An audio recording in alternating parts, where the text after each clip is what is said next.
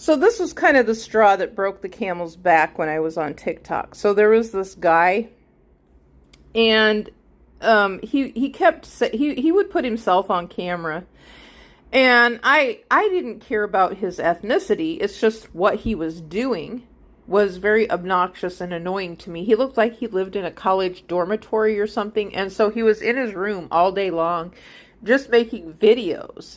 He never said what his job was or anything like that. But it was just like he was on the internet harassing us all the time. It was a bunch of women. And so he would say things like, well, I would love you unconditionally. I don't care how old you are.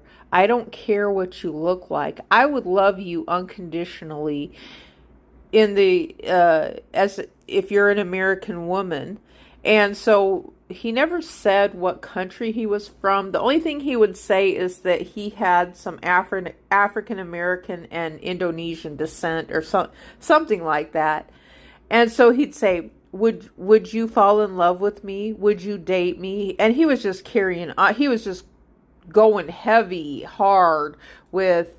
And so if we answered and he didn't like the answer, he would call us racist. That's what he was saying, related to dating. And now the truth of the matter is most people have a preference, it has absolutely nothing to do. Sometimes it does have to do with what a person looks like, so you can have a really good looking guy. I've always said this before, a really just extremely GQ handsome guy, and he can turn ugly very, very quickly. And so you can have a guy who looks kind of ugly.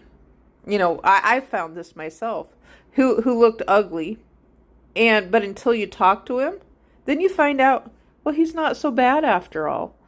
And then he starts to kind of turn handsome. So it's more of that thing of, I think it's more of like a shallow way of looking at a person, because I've recognized that over 20 years ago in myself. It's like, this is kind of crazy because, this guy, when I first looked at him, I wouldn't have been attracted to him, but I actually liked him.